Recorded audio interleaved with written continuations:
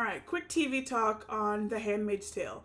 When I'm recording this, I've only watched the first 3 episodes of Series 5, which is the final season. And I just want to talk about, I talk about a lot of things, but I want to talk about in particular, or mostly in this, Serena Waterford.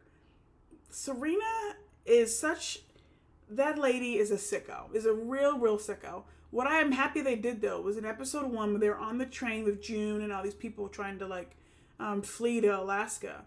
They had the moment where some people recognized Serena, and you're thinking maybe at first Serena might be like atoning for her actions, and oh my gosh, it was Fred, and obviously we know that Serena was one of the main architects of the whole Gilead concept, and she was going on book tours before, and she was very much a big supporter of all these things going on. And like I said, she was like an architect of it, but obviously not getting that much credit because she's a woman and they're only propping up men. So maybe at first you're thinking on the train like, she's changed. There's been a lot. Fred has died. She's trying to be nicer to June now. It's a whole new world that she's living in. She's out of Gilead.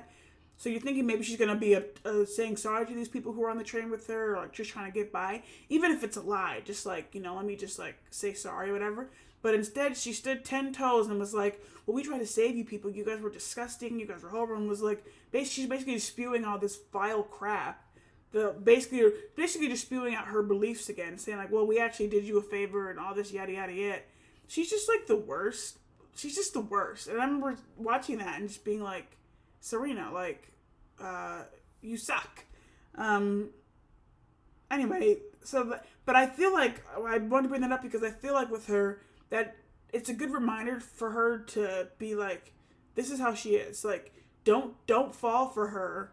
I haven't liked that lady for a while, but it's basically like a reminder starting the season off, like, don't fall for her crap. This is still Serena Waterford. This is still the girl who was in Gilead being mistreating June. I'm about to call her off Red. That's not her name. She's a horrible person. So it's like a good reminder. Then episode 2, we're going into a little bit more of like her time in exile, and like we're looking back at her with her father a little bit, and like before things kicked off.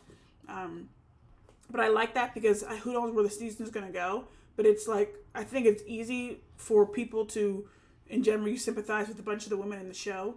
But Serena should not be one of them. And now she's going to like lead this whole new Bethlehem colony to like have a Gilead without human rights violations, is how Commander Lawrence basically called it to the people he was propping up.